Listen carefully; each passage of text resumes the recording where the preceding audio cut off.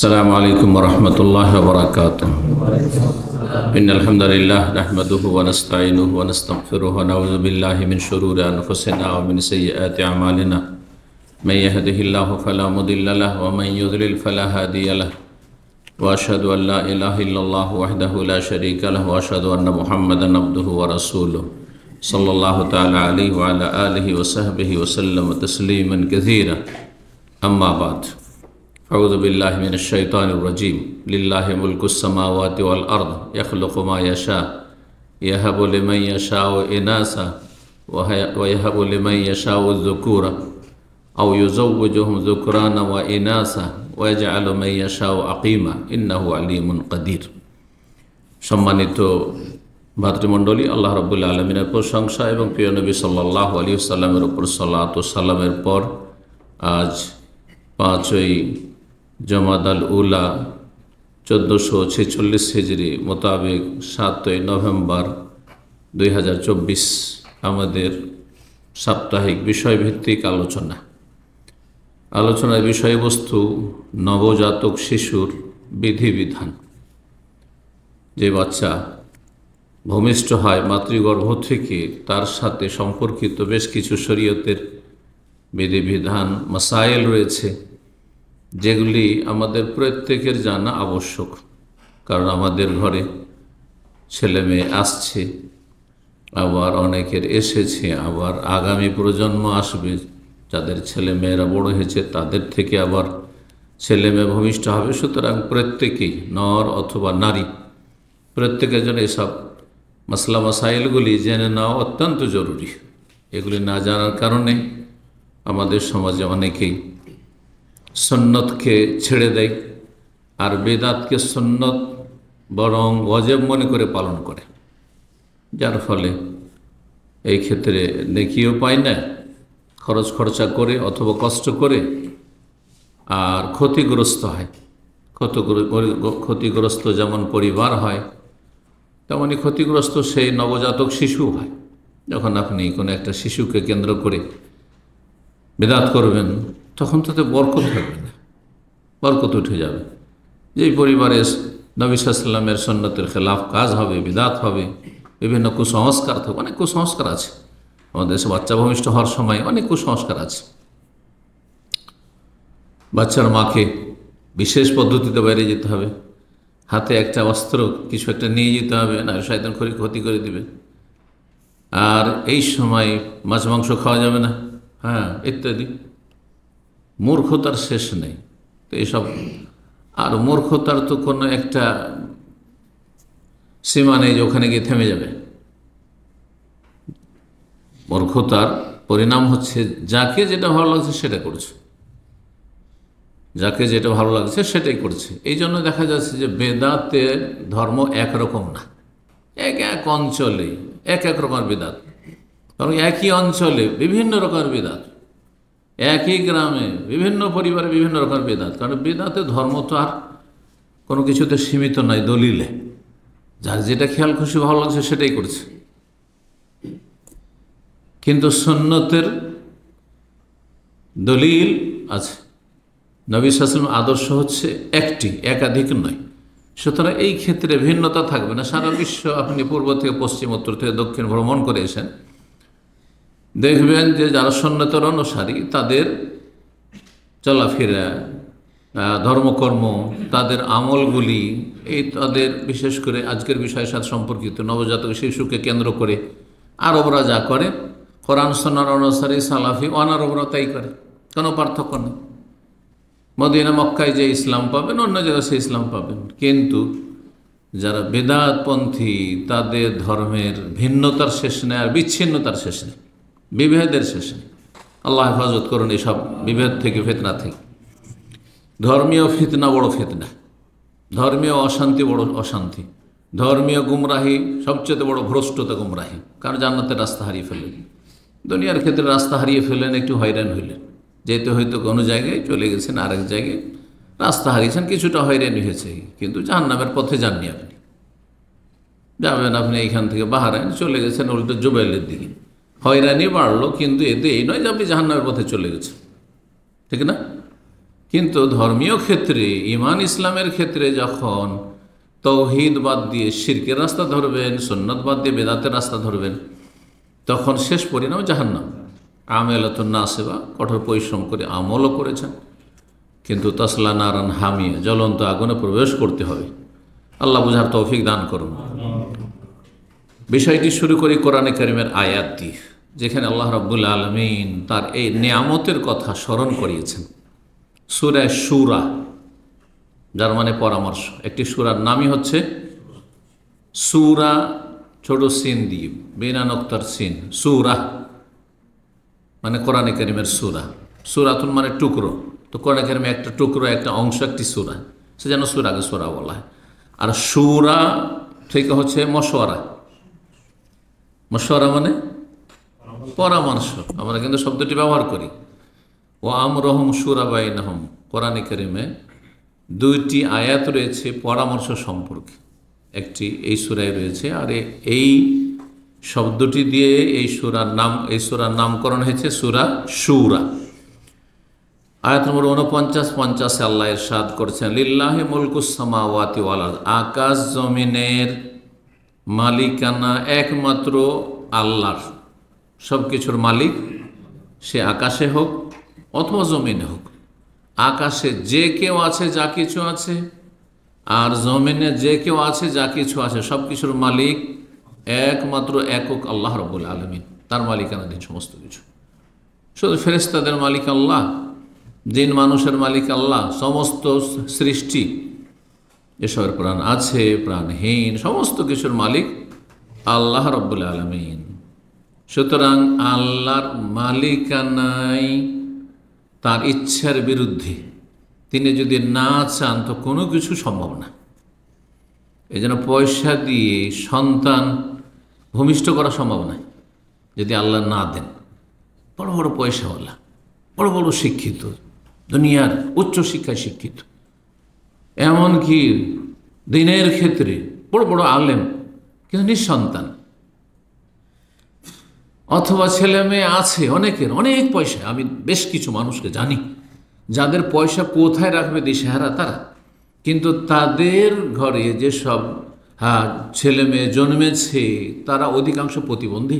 বলুন আলহামদুলিল্লাহ, আল্লাহ আমাদেরকে সুস্থ রেখেছেন, আমাদের পরিবার ছেলে মেয়ে দিয়েছেন, আল্লাহ সুস্থ ছেলে মেয়ে দিয়েছেন, নিয়ামত। পয়সা দিয়ে কিনে পাওয়া যায় না যে একটা সুস্থ ছেলে মেয়ে পয়সার জোরে আমি নিয়ে নেব, ক্ষমতার জোরে নিয়ে নেব। আপনারা জানেন বড় বড় বড় রাষ্ট্রপতি, তাদের ঘরে প্রতিবন্ধী। বড় বড় বিচারপতি, সুপ্রিম কোর্টের বিচারপতি, তাদের ঘরে প্রতিবন্ধী। বড় আলহামদুলিল্লাহ, আল্লাহ যাদেরকে সুস্থ সবল মানসিক শারীরিক দিক থেকে আর সব কিছুর ওপর ইমানের দিক থেকে, ইসলামের দিক থেকে সুস্থ, মানে ইমানদার ছেলে, দিনদার ছেলে, ধার্মিক ছেলে মেয়ে আল্লাহ দান করেছেন, বলুন আলহামদুলিল্লাহ। আর যাদের ছেলেমেয়েরা এখনও নাবালক হয়ে রয়েছে, ছোট হয়ে রয়েছে, দোয়া করেন বেশি বেশি রবের কাছে, এবং সর্বাত্মক চেষ্টা করেন। দোয়া করতে হবে এবং দাওয়া করতে হবে। দোয়া হচ্ছে রবের কাছে, আর দাওয়াত হচ্ছে নিজের ঘর থেকে, মানে নিজেকে ভালো মানুষ বানানো, নিজের ছেলে মেয়েদেরকে ভালো মানুষ বানাবার জন্য আপ্রাণ চেষ্টা করা।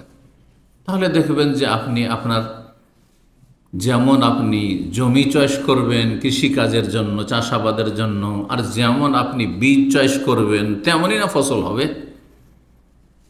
দুটো জিনিসই লাগবে। আল্লাহ বলছেন আসমান জমির মালিকানা কার কাছে? লিল্লাহ, আল্লাহর কাছে। সুতরাং ইয়াখলুকু মা ইয়াশা, আল্লাহ যা চান তাই সৃষ্টি করেন, কারো কোনো ক্ষমতা নেই।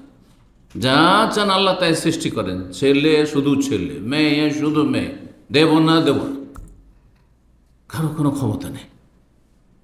প্রতিবন্ধী, অসুস্থ অসুস্থ, জি। ইহা বলে মাই ইয়াশাও এনাসা, যাকে চান আল্লাহ শুধু কন্যা সন্তানই দিয়ে থাকেন। মেয়ের পরে মেয়ে, যারা বাচ্চা নেবে না, দুটোর বেশি একটার বেশি নেবে না, এই আশায় যে হয়তো এরপর একটা ছেলে হবে, হয়তো এরপর একটা ছেলে হবে, এই আশায় এসে পাঁচটা মেয়ে হচ্ছে। আয় রে, ছেলে নিয়ে আসতে পারলো না। অসৎ অন্তর, আল্লাহ শিশু অন্তর জানছেন, অসৎ অন্তর। তুমি তো দুটোর পরে বাচ্চাই নিতে না, তোমার নিয়তি খারাপ, কিসের বরকত হবে তোমার? ওয়াহব লিমান ইয়াশাউ যুকুর, আর যাকে চান আল্লাহ শুধু ছেলে সন্তান দেন। অনেকে আছে শুধু ছেলে সন্তান, কত যে আকাঙ্ক্ষা করেছে যে একটা মেয়ে হইতো, একটা মেয়ে। আমার আম্মা রাহিমাহুল্লাহ 9 ভাই, আলহামদুলিল্লাহ, আল্লাহ হেফাজতে রাখুন। তো 9 ভাইয়ের আমি বড়। কত যে তার মনে, যেহেতু আমি বাপ মায়ের বড় ছেলে, সুতরাং বাপ মায়ের বড় ছেলে বাপ মা সম্পর্কে বেশি জানে অন্যদের তুলনায়, ঠিক না? কারণ বাপ মায়ের যৌবনকাল থেকে আমি বুঝছি বাড়ির অবস্থা। তো কত যে তার মনে আকাঙ্ক্ষা ছিল, মানে মা খালেদের সাথে যখন গল্প করতো তখন বুঝতে পারতাম। গল্প বলতে বসে বসে শুনতাম ছোটোকালে, সে 8-7 বছর, 8 বছর, 10 বছর বয়সে, হ্যাঁ, বা তারপরেও, যে একটা যদি মেয়ে পেতাম, একটা যদি মেয়ে পেতাম। সুবহানাল্লাহ, আল্লাহ দেননি। যাকে চান আল্লাহ শুধু ছেলে সন্তান দেন। এই জন্য আমার যখন প্রথম, আমি বাবার বড় ছেলে, মায়ের বড় ছেলে, আর আমার প্রথম মেয়ে হইল, কি যে খুশি বাড়িতে, কি যে খুশি। ছেলেতে এতগুলি যে ছেলে হয়েছে, এত খুশি না যত খুশি আমার প্রথম মেয়েতে। কারণ আমার গোটা 9 ভাই, আমার আব্বা আম্মা বাড়িতে, আর একটি মেয়ে শুধু। আর কি যে আদর পায়, মাশাআল্লাহ। জি, সুবহানাল্লাহ। মানুষের এখতিয়ারে কিছু নেই। আল্লাহ যাকে চান যেটা দেব সেটাই হবে, এর বেশি হবে না, এর কম হবে না। যুকরান ওয়া ইনাসা, অথবা আল্লাহ উভয় প্রকার দেন, ছেলে সন্তানও দেন, মেয়ে সন্তানও দেন, মিক্স করে, যেন আমাদের অনেকের। জি, আলহামদুলিল্লাহ। আপনি এটা ভাবেন না যে আমি ছেলে সন্তানও পেয়েছি, মেয়ে সন্তান পেয়েছি, সে আমি মনে হয় বেশি ভাগ্যবান। এটা ভাগ্যবান হওয়ার এটা লক্ষণ নয় বা পরিচয় না। শুধু মেয়ে সন্তান সেজন্য আমি হয়তো হতভাগা, না না না, হতে পারে এইটি আপনার সৌভাগ্য। এতে যে বরকত আর শান্তি আছে আল্লাহ বহু দিক থেকে দিয়েছেন। হয়তো ছেলে সন্তান হইলে আপনার বিপদ, মহাবিপদ হইত, জি, দিনের দুনিয়ার। ওয়াজআলু মান ইয়াশাউ আকিমা, আর যাকে চান আল্লাহ নিঃসন্তান বন্ধ্যা করেন। যাকে চান আল্লাহ রাব্বুল আলামিন নিঃসন্তান করেন, দেবেন না, আল্লাহ দেবেন না। এতেও কল্যাণ আছে। যদি কাউকে আল্লাহ না দেন তো জানবেন এতে কোনো হেকমা, কল্যাণ আছে, যেটা আল্লাহ জানেন, আমি জানি না, আপনি জানি না, আমরা জানি না। সূরার আয়াত নম্বর 49-50 বললাম। তাহলে আল্লাহ রাব্বুল নিয়ামত হচ্ছে ছেলে সন্তান হোক, মেয়ে সন্তান হোক, 2 রকমই হোক, এগুলি হচ্ছে আল্লাহর নিয়ামত। যদি কোনো নিয়ামত আল্লাহ না দেন তাতেও সবর করতে হবে, নিয়ামতের শুকরিয়া আদায় করতে হবে, আলহামদুলিল্লাহ যাদেরকে দিয়েছেন। আর যদি আল্লাহ না দেন তো কি করতে হবে? ধৈর্য ধারণ করতে হবে, সবর। জি, আর দুটোই হচ্ছে গুরুত্বপূর্ণ ইবাদত মুমিন জীবনে। কারণ মানুষের জীবনের 2টো অবস্থা, তৃতীয় কোনো অবস্থা নেই। হয় সুখে আছেন, না হয় দুঃখে আছেন,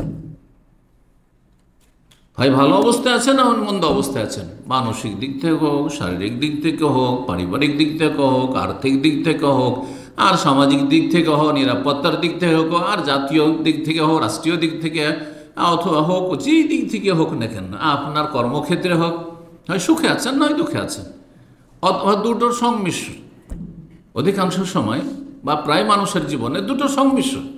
এই নয় যে যারা সুখী মনে করছেন আপনি, আমি হয়তো যতটা দেখছি ততটাতে সুখী দেখছি, কিন্তু ভিতরে এত দুঃখী যে সেই দুঃখগুলো আপনি জানেন না তাদের। মানুষের জীবনটা সুখ আর দুঃখ মিশ্রিত।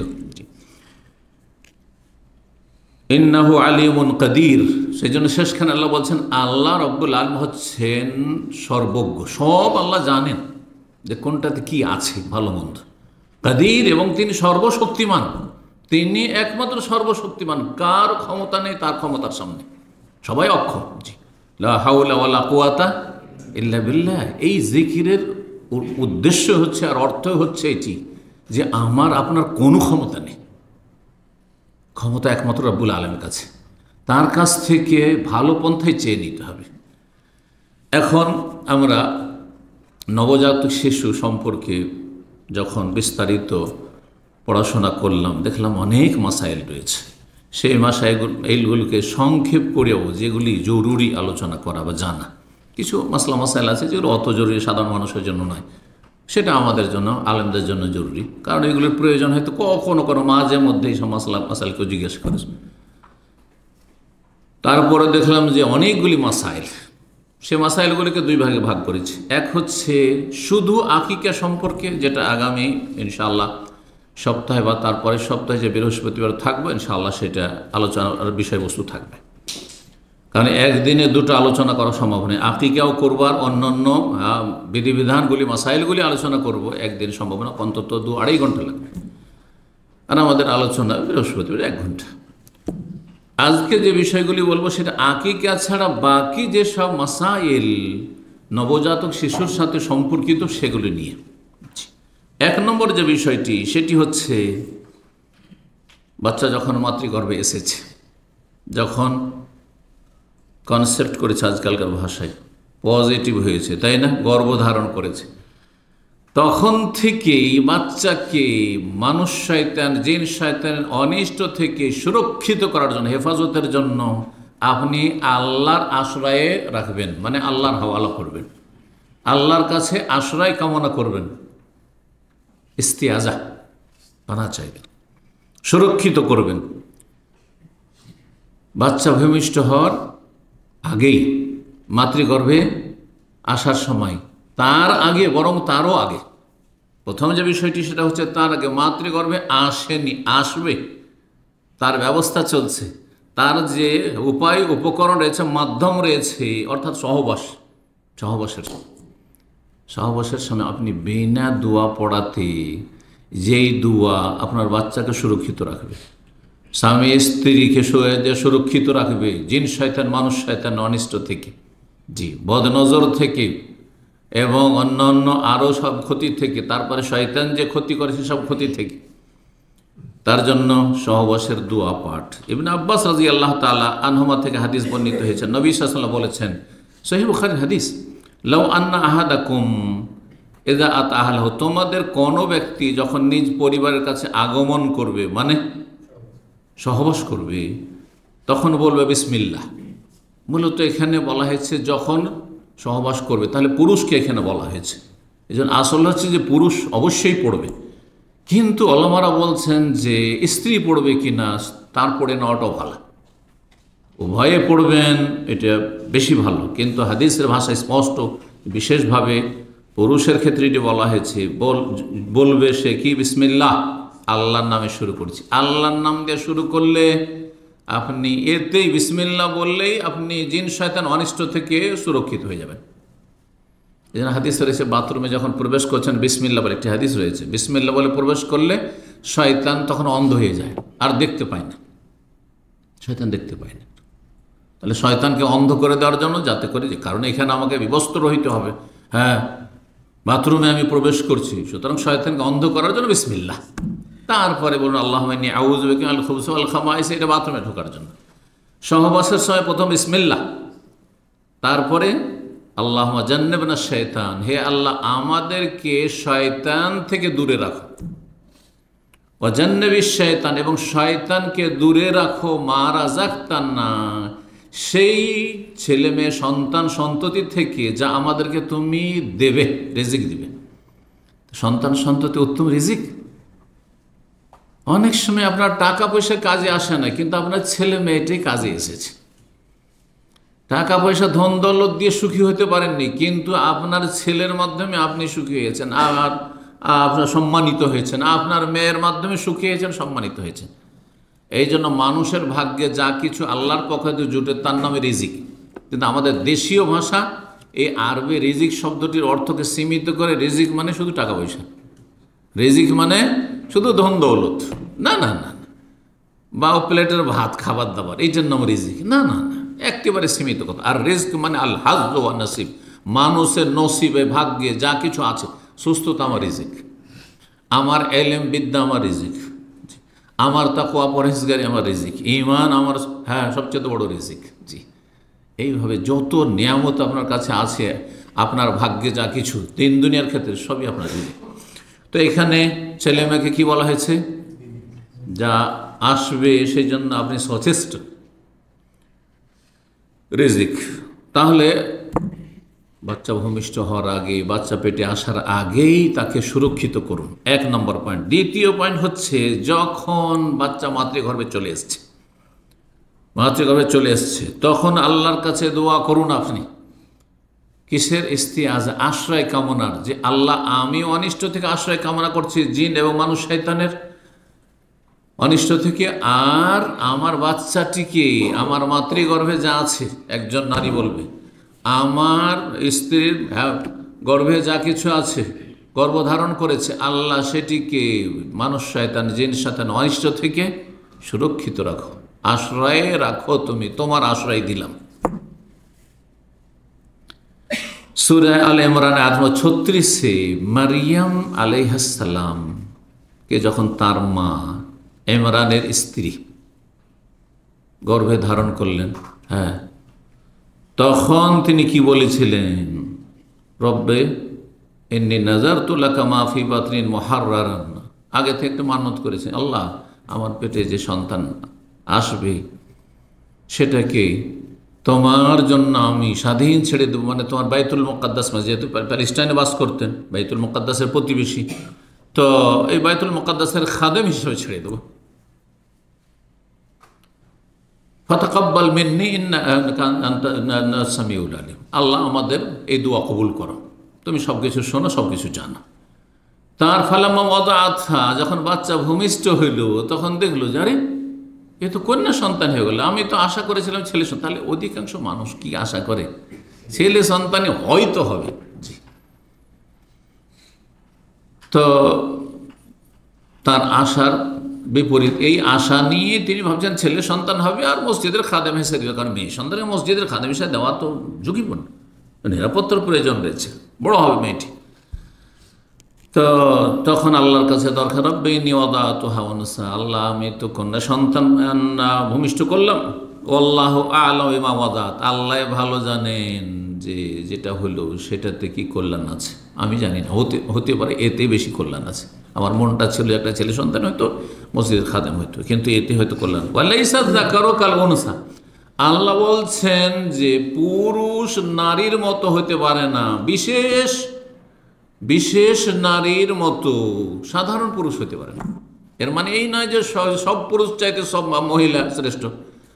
মহিলা নারী জাতিকে একদিকে যদি রাখা হয় পুরুষ জাতিকে, তো পুরুষ জাতি শ্রেষ্ঠ, এতে কোনো সন্দেহ নেই। কিন্তু এখানে আল্লাহ বলছেন ওয়ালাইসা যাকারু কাল উনসা, পুরুষ নারীর মতো হতে পারে না। তার মানে যেই নারীর কথা, যেই মেয়ে তোমাকে আমি দিয়েছি, তুমি ভূমিষ্ঠ করলে মারিয়াম, তার মতো দুনিয়ার পুরুষরা হতে পারে না, সাধারণ পুরুষ হতে পারে না। হ্যাঁ, অসাধারণ পুরুষ হলে হইতে পারে, অর্থাৎ আম্বিয়া রসুলগণ। শুধু মারিয়াম চাইতে শ্রেষ্ঠ শুধু নবী রসুলগণ, যারা সকলে পুরুষ। বাকি নারীদের মধ্যে সবচেয়ে শ্রেষ্ঠ হাতে গোনা কয়েকজন, তার একজন হচ্ছেন মারিয়াম আলাইহিস সালাম।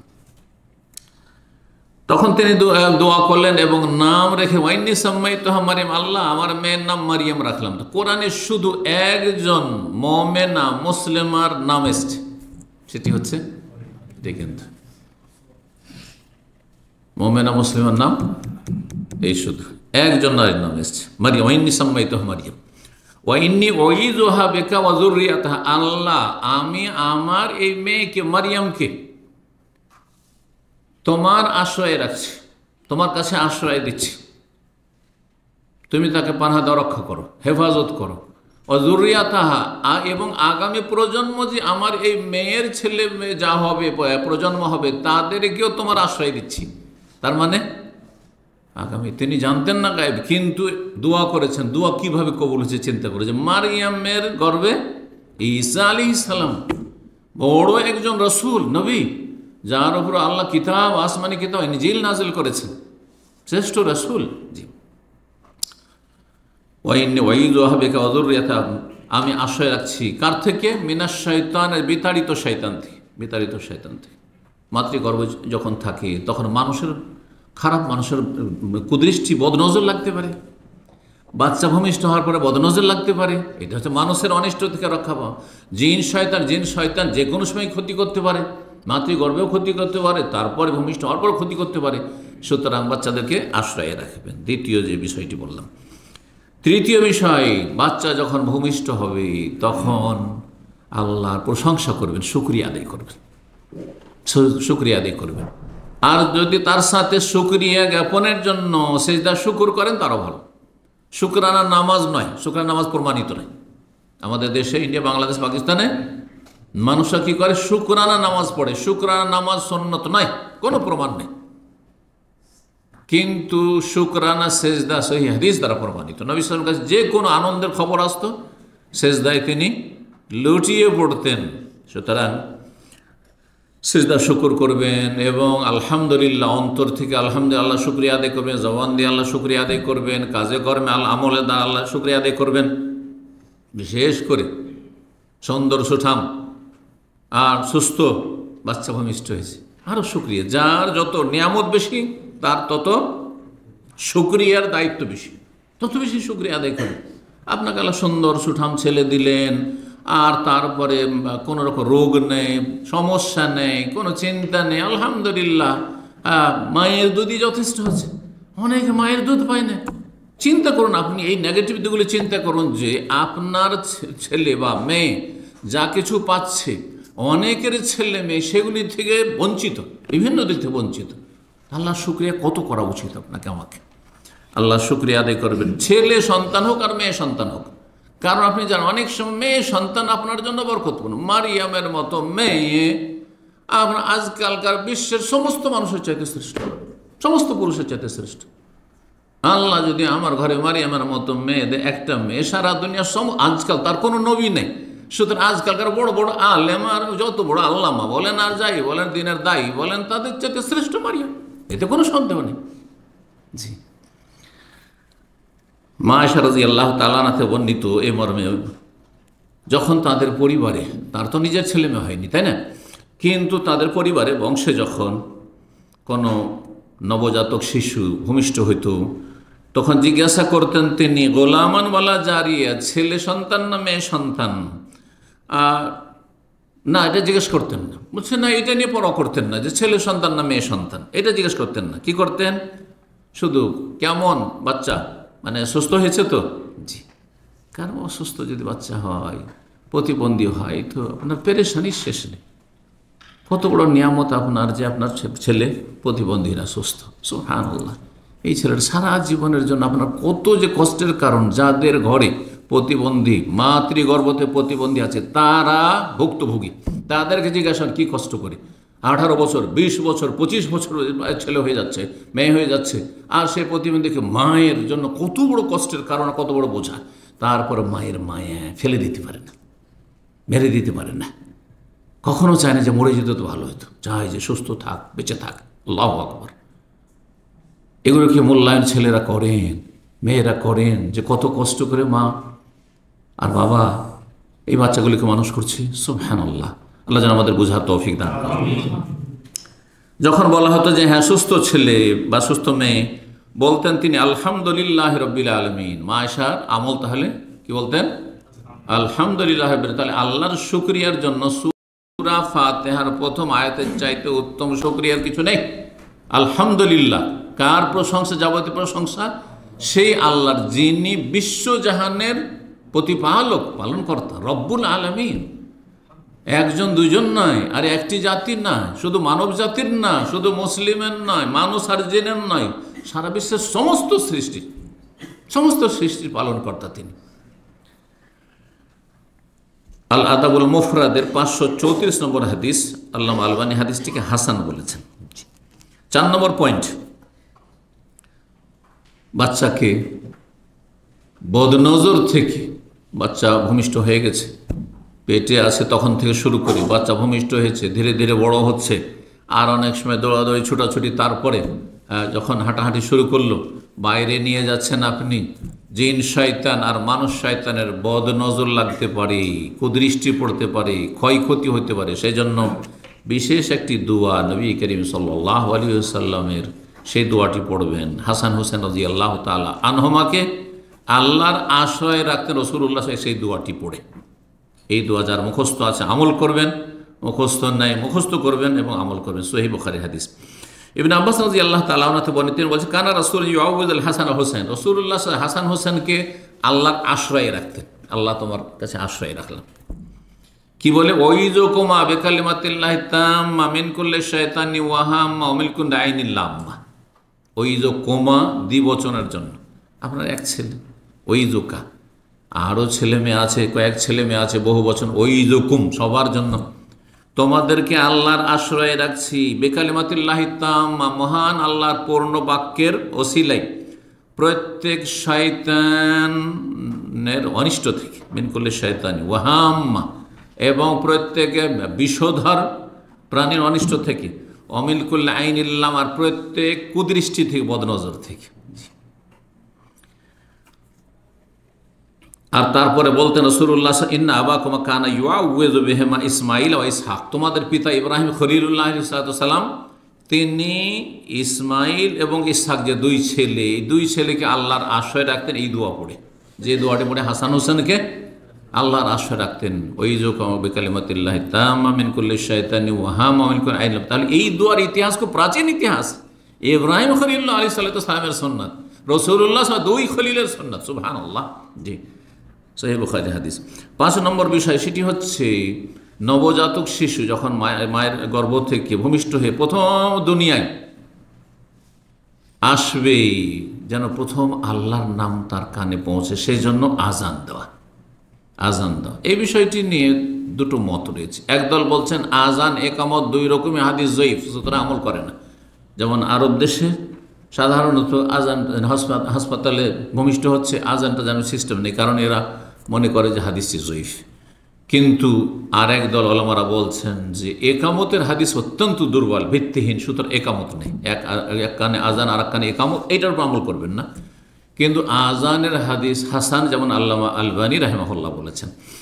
চলেন বিষয়টি বিস্তারিত আলোচনা করি। ইমাম আলবানী রাহিমাহুল্লাহ বলছেন, কওল আবু রাফে রাদিয়াল্লাহু তাআলা সাহাবী বর্ণনা করেছেন, রাআইতু রাসূলুল্লাহ সাল্লাল্লাহু আলাইহি ওয়াসাল্লাম, রাসূলুল্লাহ সাল্লাল্লাহু আলাইহি ওয়াসাল্লামকে দেখেছি, আযানা ফি উযুনিল হাসান, হাসান রাদিয়াল্লাহু তাআলা নবী সাল্লাল্লাহু বড় নাতির কানে আজান দিয়েছেন, হিনা ওয়ালাদাতু ফাতেমা, যখন তার কন্যা ফাতেমা ভূমিষ্ঠ করেছিল, মানে ফাতেমার পেট থেকে ভূমিষ্ঠ হয়েছিল। বিসসালাতে, কোন আজান?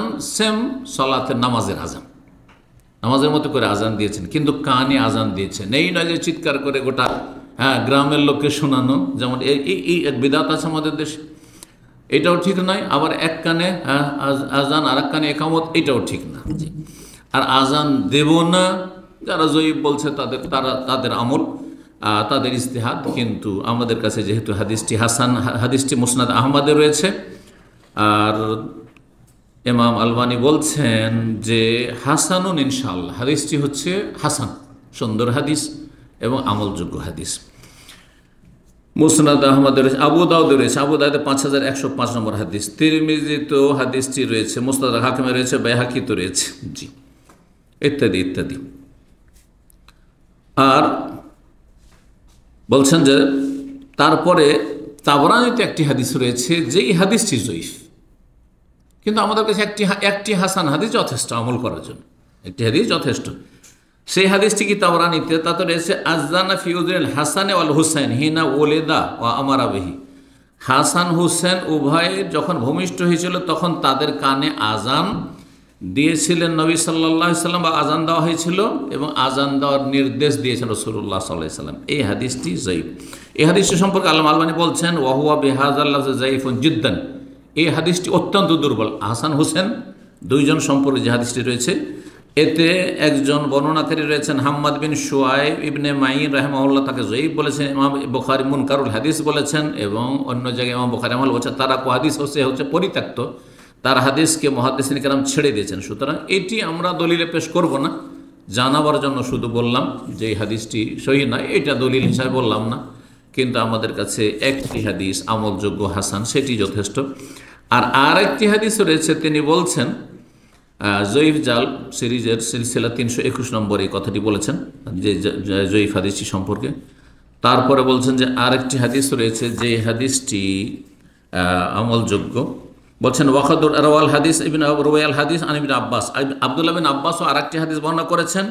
হাদিসটির সনদে দুর্বলতা রয়েছে, কিন্তু হালকা দুর্বলতার জন্য সেটি সমর্থক হিসাবে আমি সেটি উল্লেখ করেছি। ওয়ারাজাউ তো হোনাকা আইয়া ইসলাহা শাহেদান, এবং আশা করি সেটি সমর্থক হাদিস হিসাবে বিবেচিত হবে, আল্লাহ আলম। এরওয়াউল গালিল 4th খণ্ড 431। জি। আর হাদিস নম্বর 1173 নম্বর এরওয়াউল গালিল, একটি তার হাদিসের সহিহ জয়ীফ তাখরিজের কিতাব রয়েছে তাতে।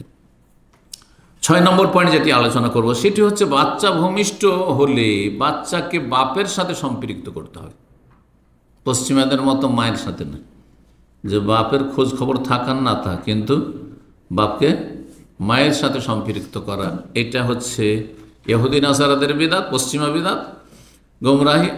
আর একটি হচ্ছে যে বাচ্চা ভূমিষ্ঠ হইল আর তারপরে হয়তো গরিবের বাড়িতে, সেটা হয়তো কোনো একজন নিঃসন্তান পয়সাওয়ালা ব্যক্তি নিয়ে চলে গেল, হ্যাঁ, পালক পুত্র হিসাবে বা পালক মেয়ে হিসাবে, আর তারপরে কাগজপত্র ডকুমেন্ট সব ওই পয়সাওয়ালা নিজের নামে করে নিল, এইটাও হারাম, এটা হারাম, জায়েজ না, এটা চলবে না। দলিল সূরা আহজাবের 8 নম্বর 5, আল্লাহ বলছেন উদউহুম লিআবাইহিম হুয়া আকসাতু ইনদাল্লাহ। প্রত্যেক মানুষকে তার বাবার সাথে সম্পৃক্ত করে ডাকো, অমুকের ছেলে অমুক, মোহাম্মদ বিন আবদুল্লাহ, আবদুল্লাহর ছেলে, সেই জন্য। কথা বোঝা গেছে? এই নয় যে পালক পুত্র নিয়েছে তার সাথে সম্পৃক্ত করে দিলে, তার নামে কাগজপত্র, তার নামে পাসপোর্ট আর ডকুমেন্ট আর সার্টিফিকেট তৈরি করলে হারাম, এটি জায়েজ নয়। বার্থ সার্টিফিকেটে অন্যের নাম দেওয়া জায়েজ নয়, নিজের বাপের নাম দিতে হবে। আজকাল এটা অনেকে করছেন, বলছে পরে জটিলতা হবে, এই হবে। আচ্ছা, আপনি যে বার্থ সার্টিফিকেট ওইভাবে নাম দিলেন, পরে যদি সে আদালতে গিয়ে কেস করে যে আমাকে জমি জায়গার ভাগ দিচ্ছেন, আমি তার সন্তান, সে ডকুমেন্ট বার্থ সার্টিফিকেটে সে প্রমাণ করবে যে আমি দেখেন সন্তান, এই তো দেখেন, কী করবেন তখন আপনি? হ্যাঁ, সে তো আপনার সন্তান হিসেবে ভাগ পাবে না। আর যে সন্তান হিসেবে ভাগ দেন তো হারাম। ধরেন যখন বাচ্চা হয়নি তখন নিয়েছেন পালক পুত্র, তারপর হঠাৎ বাচ্চা হয়ে গেল, তখন বাচ্চাদের সাথে ওকে ভাগ দেবেন, এটা হারাম যে ভাগ দেবেন। হ্যাঁ, সে আপনার জন্ম দেওয়া সন্তান নয়, সুতরাং তাকে কি করে ভাগ দেবেন? আপনি তার জন্য ওসিয়ত করতে পারেন আপনি। এক কথাই, যেই ব্যক্তি বাবা, সেটি তার অনুগ্রহ, বাবার অনুগ্রহ রয়েছে ছেলে মেয়ের ওপর, শুধু তার সাথে সম্পৃক্ত হবে। বাবা কষ্ট করলো, বাবার রক্ত থেকে জন্মিল, আর তারপরে অন্যের সাথে সম্পৃক্ত করে দিল, হারাম, কাবিরা গুনাহ। এবং এর উপরে লানত রয়েছে, এটি হালকা বিষয় নেবেন না। নবী সাল্লাল্লাহু আলাইহি ওয়াসাল্লাম বলেছেন, লান আল্লাহ মানিদ্দা ইলা গায়রিহি, ওই ব্যক্তির ওপর আল্লাহর অভিশাপ যে নিজেকে নিজের বাপ ছাড়া অন্যের সাথে সম্পৃক্ত করে। বাপ হতে গরিব মানুষ, রিক্সা চালক ছিল, আর হয়ে গেছে ডাক্তার, ইঞ্জিনিয়ার, আর হয়ে গেছে প্রফেসর। আরে বলা যায় মানুষকে যে আমি ওই রিক্সা চালক আর ওই ডোম মেথরের আমি সন্তান। সুতরাং কোন একটা প্রফেসর হ্যাঁ সন্তান হিসাবে নিজেকে পরিচিতি দিল, সে অমুকের সন্তান বলে পরিচয় দিল, হারাম, এটা জায়েজ নয়, লানত আল্লাহর, ওর উপর লানত। আর যারা এই কাজটি করবে, যারা পালক পুত্র নিল আর নিজের সাথে সম্পৃক্ত, তার উপর লানত। কিন্তু এই হাদিসটি বুঝতে গিয়ে আমাদের দেশের কিছু মৌলভী সাহেবরা, বক্তারা হক বাতিলের গড় মিক্স করে দেয়, বলে শ্বশুরকে বাবা বলা যাবে না, তো ওস্তাদকে বাবা বলা যাবে না, তো শাশুড়িকে মা বলা যাবে না। এগুলো জেহালত, আসলে হাদিসই বুঝে না। তরজমা করে ফতোয়া দেওয়া আর ফিকহের সাথে ফতোয়া দেওয়া, দুটো তো পার্থক্য রয়েছে। কথা বুঝতে পেরেছেন? যেটা মশলা সেটা বলবেন, কিন্তু শ্রদ্ধার জন্য হ্যাঁ এইরকমই ছেলে মেয়েকে আদর করে মা বলা যাবে না, খালা বলা যাবে না। আস্তাগফিরুল্লাহ, কোথায় এগুলো ফতোয়া? এগুলো অধুয়াট ফতোয়া, এগুলো মোটেই জায়েজ নয় এইসব ফতোয়া, এটা অযোগ্য ফতোয়া দেওয়ার ক্ষেত্রে। জি। তো 7 নম্বর পয়েন্ট, বাবা মা দোয়া করবে নবজাত শিশুর জন্য, এমনকি ছেলে মেয়ে যেগুলো বড় হয়েছে তাদের জন্য কিসের বরকতে দোয়া করবে। আর এই দোয়াটা শুরু থেকে শুরু হবে। সুতরাং নবজাতকের মাসলা হিসাবে এখানে উল্লেখ করছি।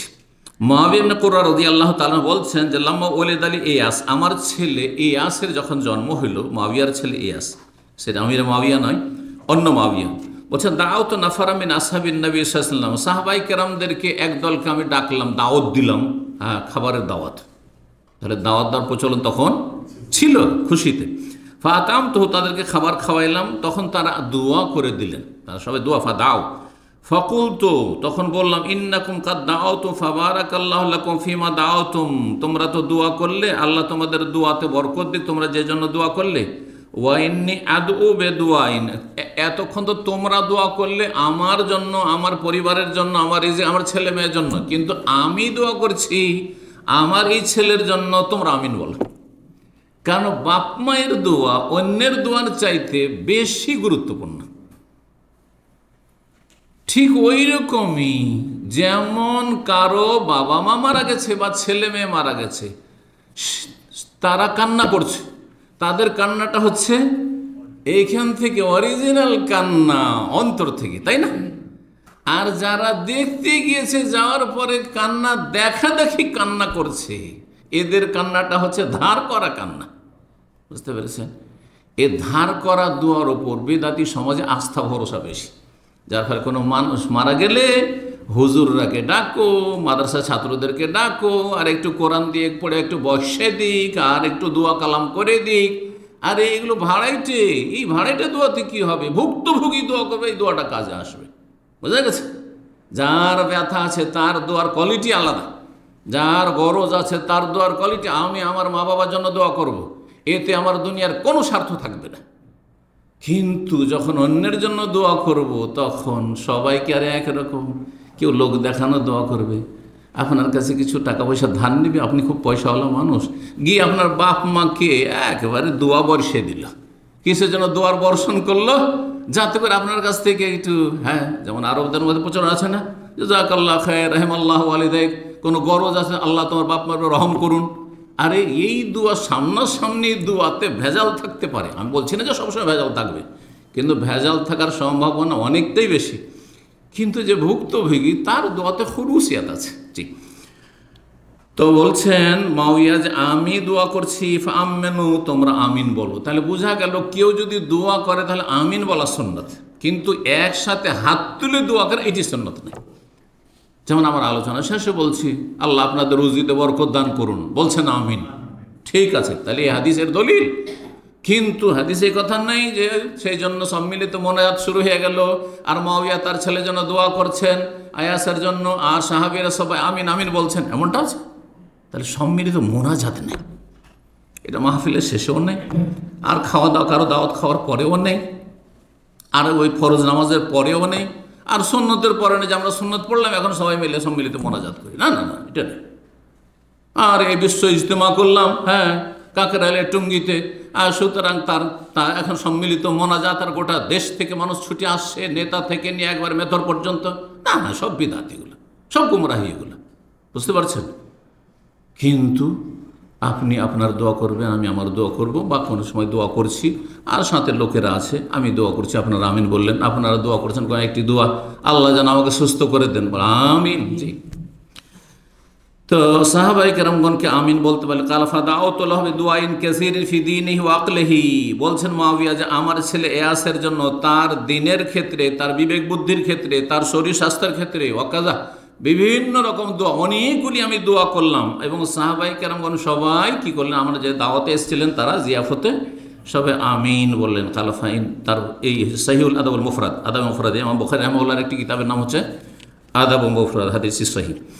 8 নম্বর পয়েন্ট, সেটি হচ্ছে বাচ্চা ভূমিষ্ঠ হওয়ার সাথে সাথে তাহনিক করা। আরবিতে তাহনিক, তাহনিক কাকে বলা হয়? তাহনিক মানে খেজুর, কোনো একজন নেক মানুষ, পরহেজগার মানুষ চিবিয়ে কি করবেন? বাচ্চার মুখে দিয়ে দিবেন। এই তাহনিক করা নবী সাল্লাল্লাহু আলাইহি সাল্লাম এটি করেছেন। এখন এটি শুধু নবী সাল্লাল্লাহু আলাইহি সাল্লামের সাথে খাস না, অন্যদেরকে দিয়ে করাতে পারবেন? অন্যদেরকে দিয়ে করালে অন্য লোক দিয়ে করাবেন নাকি নবী সাল্লাল্লাহু আলাইহি সাল্লামের পরে বাবা মাই করবে? এগুলি ইখতিলাফি বিষয়। আসেন এ বিষয়টি আমরা বিস্তারিত শোনাই, কারণ এ বিষয়ে অনেকেই ভুল বুঝে থাকেন আর নিজে অযোগ্য মনে করে যান ওই হুজুরের কাছে, ওই মসজিদের ইমাম সাহেবের কাছে, আর মসজিদের ইমাম সাহেব পান খেয়ে খেয়ে মুখে জর্দা, আর জর্দাতে তোর মুখের ভিতর বিষাক্ত হয়ে আছে, আর তাকে যদি খেজুর চিবাতে দেন আর চিবার পরে যদি আপনার বাচ্চার পেটে যায় তাহলে তো বাচ্চার জন্য মহা বিপদ হয়ে যাবে। হবে না? হবে না? তারপরে বিবেকে ধরে না যে জর্দাখর মোল্লার কাছে আর মৌলবীর কাছে, আর আমাদের দেশে বোখারি পড়ায়, জি বোখারি পড়ায় এইসব কমিরা, আর তারা জর্দা চিবায় বুখারী দার্সে।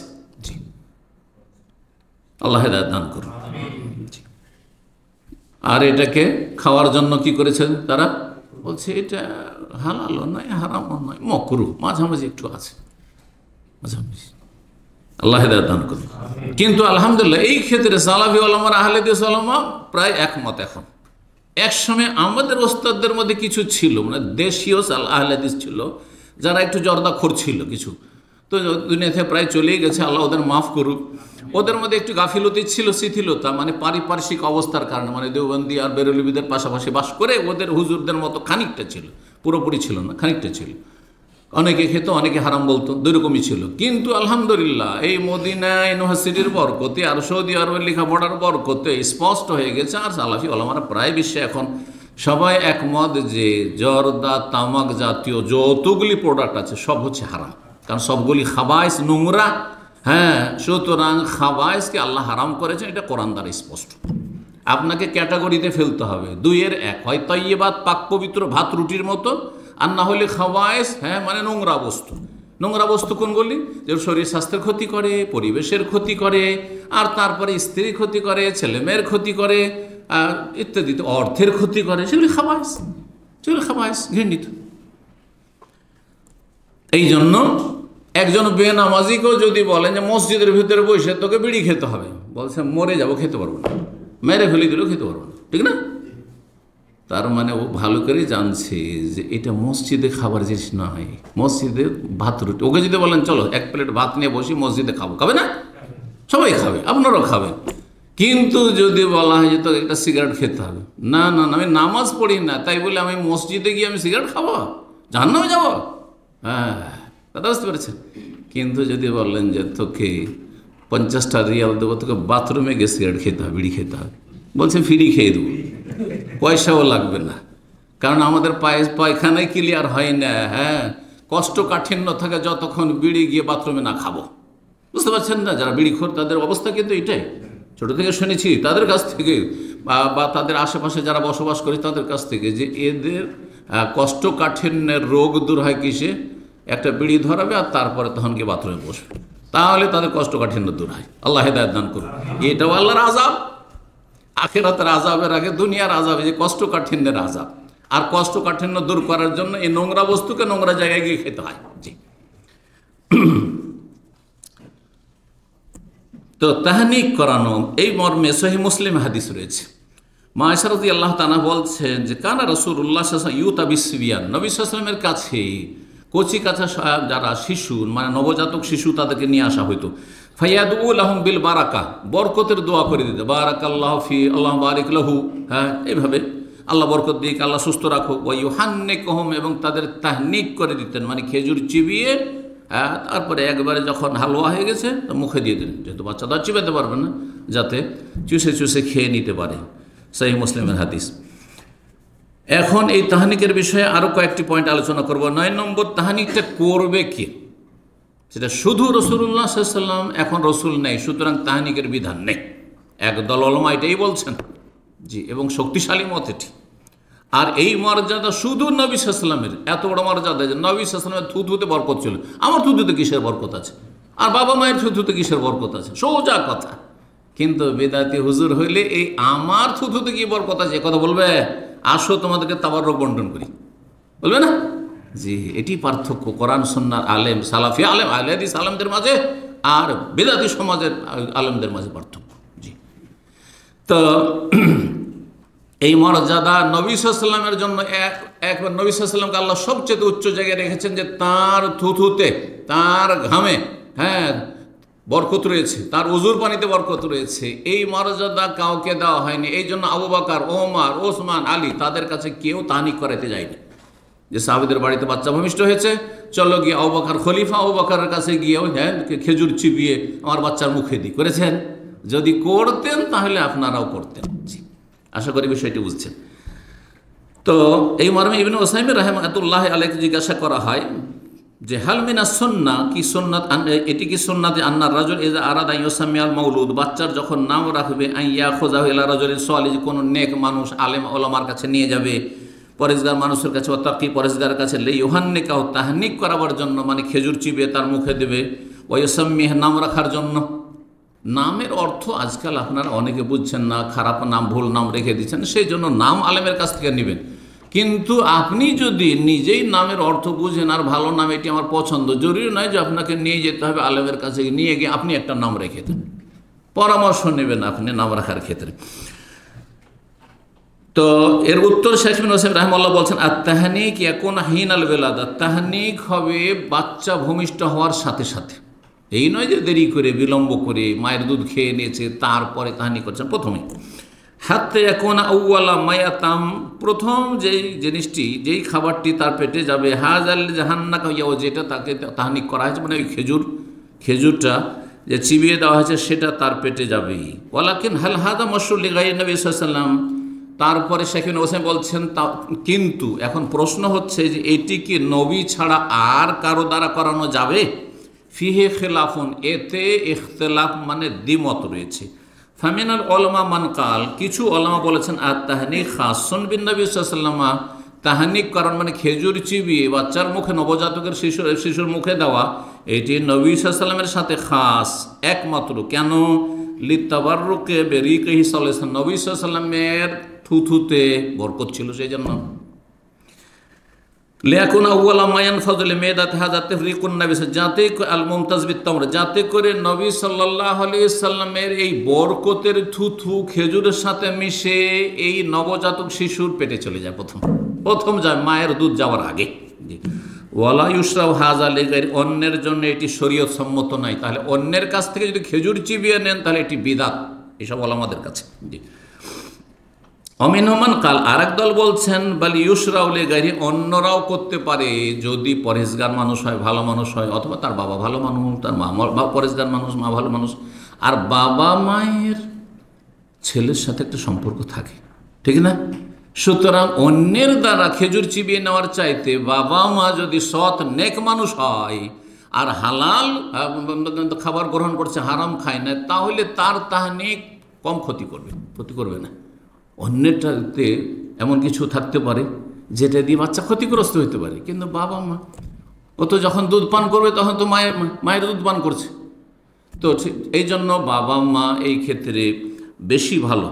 লিয়ান্নাল মকসুদ আইয়াত আমার, যারা বলছেন যে অন্যরাকে দিয়ে আপনি করতে পারবেন এই তাহানিকের কাজ, মানে খেজুর চিবিয়ে দেওয়া, কেন?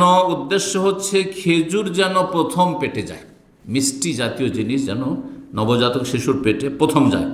ফামান হান্নাকা মাউলুদান হিনা বিলাতে ফালা হারাজার, সুতরাং কেউ যদি কেউ যখন নবী সাল্লাল্লাহু আলাইহি ওয়াসাল্লাম আমাদের মাঝে নেই, অন্য কারো কোনো নেক ব্যক্তি দ্বারা যদি তাহানিক করিয়ে নেয়, মানে খেজুর চিবিয়ে নেয়, তো জায়েজ।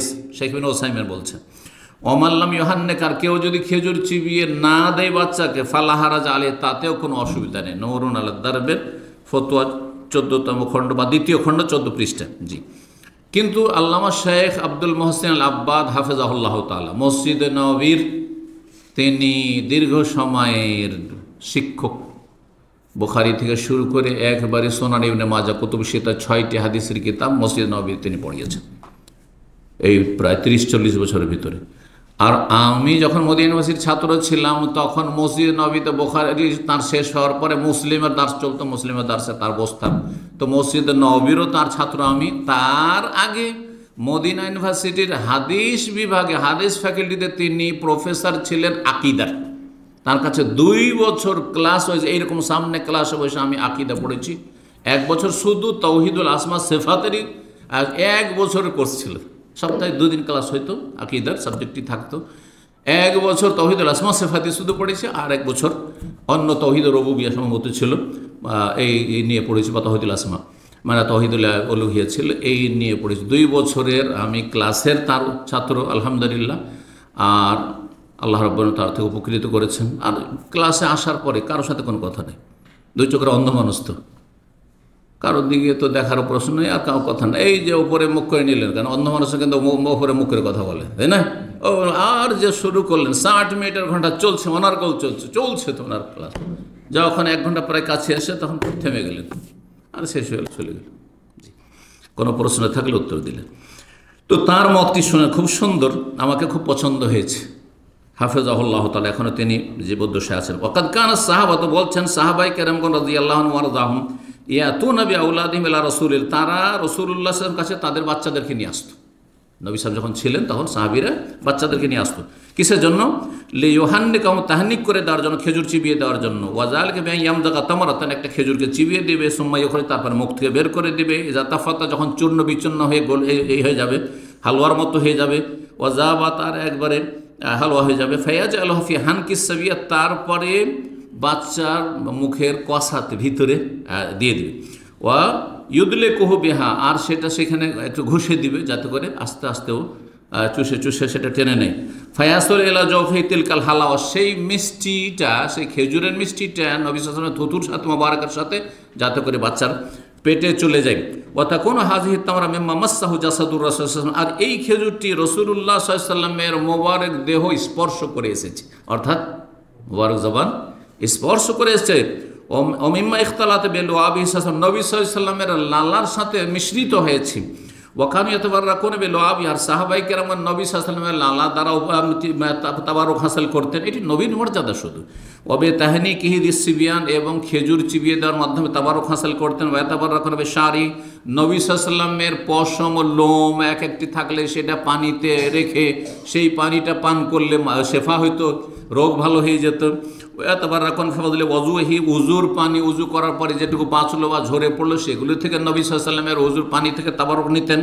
ওয়া তাবাররাকুন বিবসাকিহি নবী ওয়া মুখাতিহি, নবী সাল্লাল্লাহু আলাইহি ওয়াসাল্লামের থুথু, এমনকি সর্দি, কাশ, এগুলি থেকেও বরকত হাসিল করতেন সাহাবায়ে কেরামগণ।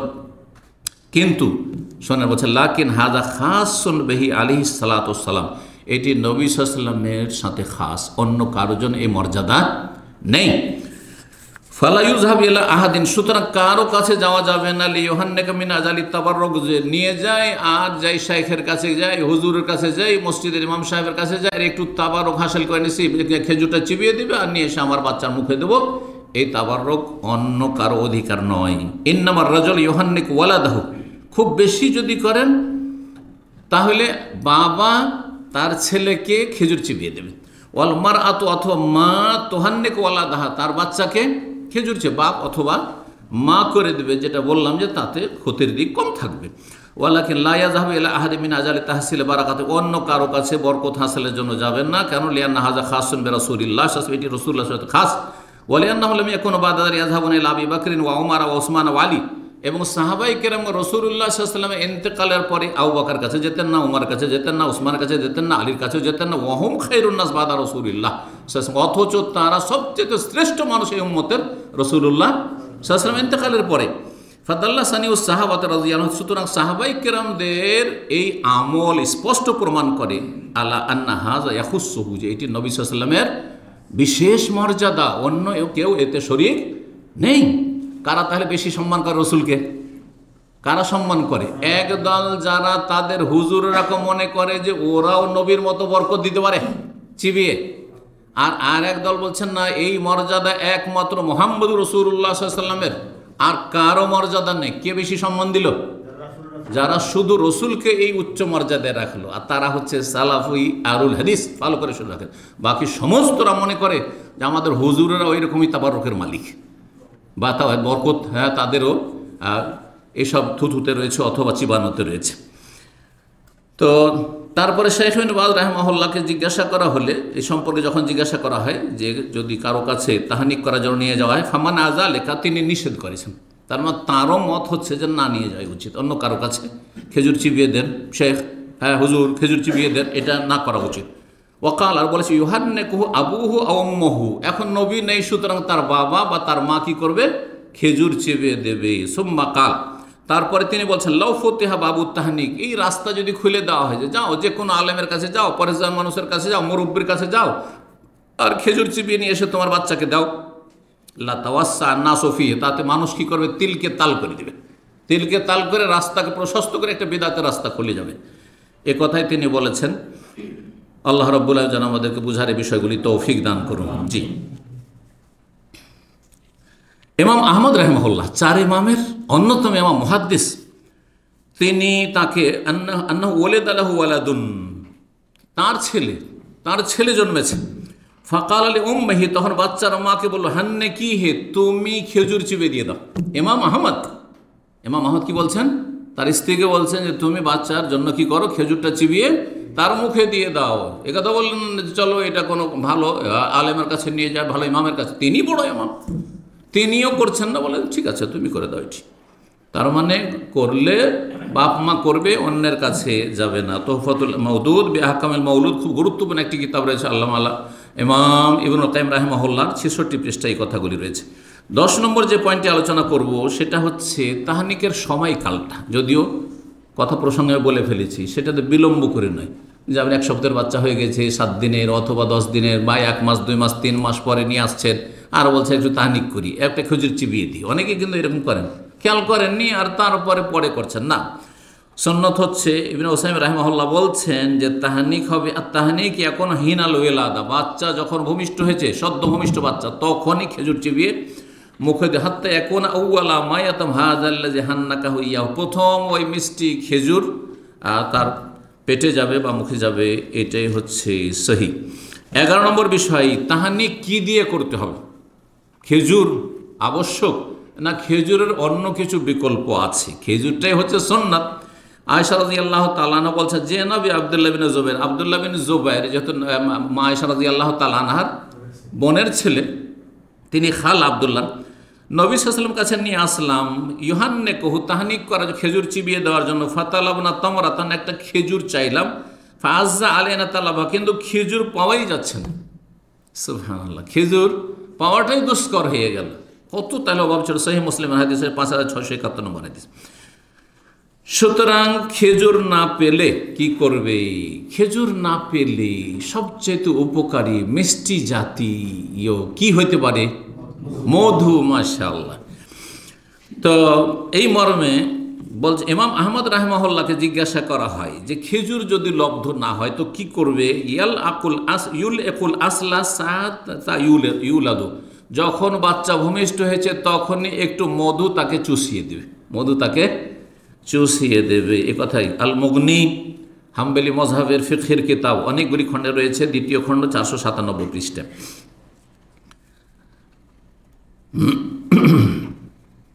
আচ্ছা, মধু যদি না থাকে তাহলে অন্য কোনো মিষ্টি জাতীয় কিছু দেওয়া যাবে কি না? তো এই ক্ষেত্রে শেখ আব্দুল মোহসেন আল আব্বাদ আবু দাউদের শারহায় তিনি বলেছেন এ জায়েজ আছে, কিন্তু লাকিন আল আসলান ইউহান্নাক বিত্তমর, আসল হচ্ছে যে খেজুর তলাশ করা। আলহামদুলিল্লাহ আজকাল খেজুর পাওয়াটা এমন কোনো ব্যাপার নয়, মুশকিল নয়। ফাইজ আলম ইউজাদ ইউহান্নাক বেগাইরি মিম্মা হুয়া হুলুবুন, তাহলে এমন কিছু দিয়ে তাহনিক করবে যেটা মিষ্টি হতে পারে, আর উপকারী, যত উপকারী হয় তত বেশি ভালো। 12 নম্বর পয়েন্ট হচ্ছে, আচ্ছা তাহনিকের হিকমতটা কি? তাহনিকের হিকমত, যদিও এটাও কথা প্রসঙ্গে চলে এসছে, সেটা হচ্ছে যদি নবী সাল্লাল্লাহু আলাইহি সাল্লামের কাছে তাহনিক করা হয় তাহলে নবী সাল্লাল্লাহু আলাইহি সাল্লামের থুথু মোবারক থেকে বরকত হাসিল করা, এবং সাহাবায়ে কেরামগণ ইয়াতাবাররাকুনা বিরিকিন নবী, নবী সাল্লাল্লাহু আলাইহি সাল্লামের থুথু মোবারক থেকে বরকত নিতেন এবং সেটি শরীয়ত সম্মত প্রমাণিত, আর অন্যান্য কিছু থেকে বরকত নিতেন। দ্বিতীয় ফায়দা হচ্ছে মিনাত তামার আল্লাযী কানা রাসূলুল্লাহ ইউহান্নাকু আন্নাত তামারা ফিহি খায়রুন ওয়া বারাকাত, তো খেজুরে বরকত রয়েছে, এই জন্য খেজুর দিয়ে ইফতার করতে বলা হয়েছে। খেজুরে বরকত রয়েছে, কল্যাণ রয়েছে, এবং খেজুর পাকস্থলীর জন্য বেশি উপকারী অন্য খাবারের চাইতে। এই জন্য সারাদিন যখন রোজাদার না খেয়ে থাকে পাকস্থলী, তখন তার কাজকর্মে সে ক্ষীণ হয়ে পড়ে, দুর্বল হয়ে পড়ে। তাকে হেভি খাবার যদি দিয়ে দেন, একেবারে দিলে ফ্রাই করা, একবারে ভাজি পোড়া, যেমন বাঙালি এই যে মুড়ি আর তার সাথে কি ছোলা তো আছে, আর ভাই ভাজিগুলো বলেন না, পেঁয়াজু বলেন, পেঁয়াজি বা পেঁয়াজু বলেন, সমোসা, এগুলো খেয়ে আর রোজা রাখার স্বার্থটাই বেকার হয়ে যাচ্ছে। রোজা রেখে কোনো লাভ হয়? রোজা রেখে রমজান পরে দেখা যাচ্ছে যে শরীর আরও বেশি ওজন বেড়ে গেছে। কারণটা এটাই আর কি, একেবারে দিলেন যে তুই দুর্বল, আর মরার মাছ তোকে সাথে সাথে খাওয়াবো এত করে। এই যে সাথে সাথে ভাত নিয়ে বসে যাওয়ার, সাথে সাথে এতগুলি একবারে আইটেমের শেষ না, হালকা খেয়ে দিয়ে আপনি যান, নামাজটা পড়ে আসেন, একটু স্বস্তি নিক, একটু শক্তি ফিরে আসুক, তারপরে কাজ করা শুরু করবে আস্তে ধীরে। আর তাড়াতাড়ি করে কাজ শুরু করবে যদি মিষ্টি জাতীয় জিনিস খেজুর পায় তাহলে। সেই জন্য খেজুর আর খেজুরের মধ্যে যদি রোতাব হয় আরও বেশি উপকারী। এসব হিকমত রয়েছে। নবী করিম সাল্লাল্লাহু আলাইহি ওয়াসাল্লাম তো নিজের পক্ষ থেকে কোনো কথা বলেনি, রবের পক্ষ থেকে সব কথা বলেছেন। তো আরেকটি ফায়দা হচ্ছে যে খেজুর বাচ্চাদের তাহনিক করবে কেন? খেজুরে বরকত রয়েছে, যেমনটা বললাম। আর শাইখুল ইসলাম রাহমাতুল্লাহ বিষয় ফায়দা কেন আউয়ালা মা ইয়াসিল মিনাত তামর, খেজুর যখন পাকস্থলীতে পৌঁছিবে কানা যালিকা খায়রাল মেদা, পাকস্থলীর জন্য সেটা উপকারী হবে, বেশি উপকারী হবে মায়ের দুধের তুলনায়, কারণ মায়ের দুধ ভারী, হ্যাঁ গরু পাক, সুতরাং সেটার আগে আপনি খেজুর দেন, সেটা বেশি উপকারী হবে। রিয়াজুস সালেহিনের ভাষ্যে তিনি বিষয়টি আলোচনা করেন। 13 নম্বর বিষয় হচ্ছে বাচ্চার নাম রাখা, বাচ্চার নাম রাখার বিষয়। আর এতেই কয়েকটি বিষয় রয়েছে, দিয়ে ইনশাআল্লাহ তাআলা আমরা আলোচনা শেষ করব। বাচ্চার নাম রাখা কার অধিকার? বাপের অধিকার না মায়ের অধিকার না দাদার অধিকার না নানা নানির অধিকার? কার অধিকার? আমাদের দেশে কিন্তু সবাই আপন জায়গাতে মনে করেন, হ্যাঁ দাদা দাদি মনে করে যে আমি নাম রাখবো, আরে তোরাকে মানুষ করেছি আর তোরা নাম রাখবি আমাদের সামনে, আমরা বেঁচে আছি? হ্যাঁ, আসলে ভুল, আসলে এগুলো জিনিস বুঝছেন না। অধিকারের বিষয় যখন আসবে তো বাচ্চা ওই রকমই মা বাবায় ঝগড়া। আজকাল তো মায়ের দাপট বেশি, বাড়িতে হুকুমত রাজত্ব কার চলছে? মহিলার রাজত্ব চলছে। আপনি বেচারা শুধু মাল সামান এনে দেন আর ও পাকশাক করবে আর বাড়িতে ও নেতৃত্ব দেবে, ব্যাস, ঠিক না? সব হুকুম চলছে তার। আর ছেলে মেয়েরাও যেহেতু মামুখী খানিকটা, সুতরাং ওখানে গিয়ে কোন ঠাসা আপনি। তো আসলে এগুলো নয়। আসলে যদি ইখতিলাফ হয়, আপনার স্ত্রী বলছে আমি এই নাম রাখবো আর আপনি বলছেন এই নাম রাখবো, তাহলে আপনার কথা বলবৎ থাকবে, আপনার স্ত্রীর কথা বলবৎ থাকবে, যতক্ষণ একটা সমঝোতায় না আসবেন। হ্যাঁ, সমঝোতা আসলে ঠিক আছে, চলো একটা কোরা করছি, লটারি করে নিচ্ছি, তোমারটা আসুক আর আমারটা আসুক, অসুবিধা নেই। জি, তো ইমাম ইবনুল কাইয়িম রাহিমাহুল্লাহ বলছেন যে হাযা মিম্মা লা নিযা ফি বাইনান নাস, এতে কোনো দ্বিমত নাই ওলামাদের, আন্নাল আবাওয়াইন ইযা তানাজা, প্রথম কথা বাপের হক, তাসমিয়াতুল মাউলুদ হাক্কুল লিল আব, বাপের হক হচ্ছে বাচ্চার নাম রাখা। কিন্তু বাপ মায়ের যদি ঝগড়া দ্বন্দ্ব হয় বাচ্চার নাম রাখার ক্ষেত্রে, ফাহিয়া লিল আব, তাহলে এই ক্ষমতা কার? এই অধিকার বাবার অধিকার। এবং হাদিসগুলি প্রমাণ করে যে সম্বোধন করা আছে সেখানে বাপকে নাম রাখার জন্য। তোহফাতুল মওদুদে ইমাম ইবনুল কাইয়িম রাহিমাহুল্লাহ আলোচনা করেছেন। আর একটি বিষয় এখানে বলো, সেটা হচ্ছে বাপ মা ছাড়া অন্য কেউ যদি নাম রাখে তো জায়েজ কিনা। ধরেন বাপ মা আছে কিন্তু বাপ মা একটিও নাম রাখলো না, যেমন আমাদের সমাজে ও দাদা যাদের বেঁচে আছে দাদা দাদি, আমার মাই নাম রাখে, আমার বাবাই নাম রাখে, তাই না? বা আমার নানাই নাম রাখে, কারণ উনি যোগ্য মানুষ ছিলেন, আমার নানি নাম রাখে, জায়েজ আছে, জায়েজ আছে, কোনো অসুবিধা নেই। যদি কোনো আপত্তি না থাকে বাপ মায়ের তো কোনো অসুবিধা নেই। আবু মুসা আশারী রাদিয়াল্লাহু তাআলা আনহু থেকে হাদিস, দলিল সহিহ বুখারীতে রয়েছে। ওলেদ আলী গোলামন, আবু মুসা বলছেন আমার একটা বাচ্চা ভূমিষ্ঠ হইল, ফাতাইতু বিহিন নবী, নবী সাল্লাল্লাহু কাছে নিয়ে আসা, ফাসাম্মাহু ইব্রাহিম, নবী সাল্লাল্লাহু এই কথা বললেন না যে তোমার অধিকার তুমি নাম রাখো, নিজেই নাম রেখে দিলেন, তাহলে জায়েজ। আমার কাছে একটা বাচ্চা নিয়ে আসলেন আর আপনি আমাকে শ্রদ্ধা করেন, যদি আমি বলি যে এই নামটা রেখে দেন খুব ভালো, জায়েজ আছে, আমি কোনো না জায়েজ কথা বললাম না। তবে আপনার চয়েস, যদি মনে করেন যে এর চেয়ে ভালো নাম আমার কাছে রয়েছে অথবা এরকম অন্য একটা নাম আমাদের রাখার ইচ্ছা রয়েছে, কোনো অসুবিধা নেই। ইব্রাহিম নাম রাখলেন, ফাহান্নাকা হবে তোমার, তারপরে খেজুরের তাহনিক করে দিলেন এবং বরকতের দোয়া করলেন আর তারপর বাচ্চাটা আমার কোলে তুলে দিলেন, সহিহ বুখারী হাদিস। নাম রাখার সময়কাল কখন, কোন দিন রাখবেন? কোন দিন রাখবেন? সপ্তম দিনে। ও, একটি হাদিস শুধু জানা আছে এই মর্মে, শোনেন, একটি দলিল রয়েছে প্রথম দিনে, বাচ্চা যেদিন ভূমিষ্ঠ হয়েছে সেই দিনে, সুতরাং জায়েজ। যে দিন বাচ্চা জন্মেছে সেই দিনই যদি নাম রেখে দেন। আবু মুসা আশারী রাদিয়াল্লাহু তাআলা বলছেন যে ওলেদ আলী গোলাম, বাচ্চা আমার জন্ম হইল, যেই দিন জন্ম হয়েছে ওই আগের হাদিসটি, নবী সাল্লাল্লাহু কাছে আসলাম, ইব্রাহিম নামে রেখে দিল, তাহলে যেদিন ভূমিষ্ঠ হয়েছে সেই দিনেই নবী এই কথা বললেন যে সপ্তম দিন যে হবে ওই দিন তুমি ইব্রাহিম নাম রেখে দিও, বললেন কি? তাহলে বোঝা গেল যে নাম রাখা যায়। সহিহ বুখারীর হাদিস 5467 নম্বর। তৃতীয় দিনে নাম রাখা, এরও দলিল রয়েছে। ইমাম খাল্লাল রাহিমাহুল্লাহ বর্ণনা করছেন যে আনাস রাদিয়াল্লাহু তাআলা থেকে বর্ণিত হয়েছে আন্নাহু ইউসাম্মিল সালাসা, তিনি তৃতীয় দিনে বাচ্চাদের নাম, আনাসের অনেক ছেলে মেয়ে ছিল, তার বাচ্চাদের নাম রাখতেন কোন দিনে? 3 দিনের বাচ্চা যখন হয়তো তখন নাম রেখে দিতেন। কিন্তু সামরা রাদিয়াল্লাহু তাআলা, সামরা বিন জুফা ইউসাম্মি ইয়াউমুস সাবিত, সপ্তম দিনে নাম রাখতেন। তাহলে সাহাবায়ে কেরামরা বিভিন্ন আমল করতেন, কেউ প্রথম দিনে নাম রেখে দেন, যেমন নবী সাল্লাল্লাহু আলাইহি ওয়াসাল্লাম প্রথম দিন নাম রেখে দিলেন, কেউ তৃতীয় দিনে নাম রাখতেন। আনাস রাদিয়াল্লাহু তাআলা সামরা বিন জুনদুব তিনি সপ্তম দিনে নাম রাখতেন। তোহফাতুল মওদুদে ইমাম ইবনুল কাইয়িম আলোচনা করেছে 167 পৃষ্ঠায়।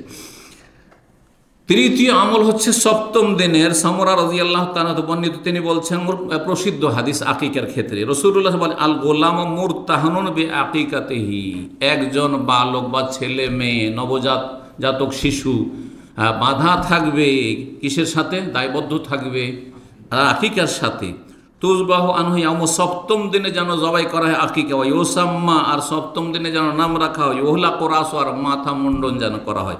মুসনাদ আহমদে হাদিসটি রয়েছে, আল্লামা আলবানী হাদিসটিকে সহি বলেছেন। সর্বশেষ 14 নম্বর পয়েন্ট, আর সেটা দিয়ে শেষ করে, সেটা হচ্ছে নাম কি ধরনের রাখবেন আর কোন নামগুলি বেশি উত্তম।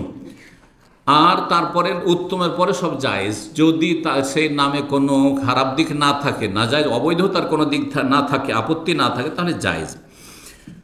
তো যেই নামগুলি বেশি প্রিয় আল্লাহ রাব্বুল কাছে, রাসূলুল্লাহ সাল্লাল্লাহু আলাইহি ওয়াসাল্লাম বলেছেন আহাব্বুল আসমা ইলাল্লাহ আব্দুল্লাহ আব্দুর রহমান, সবচাইতে প্রিয় নাম আল্লাহর কাছে আব্দুল্লাহ এবং আব্দুর রহমান।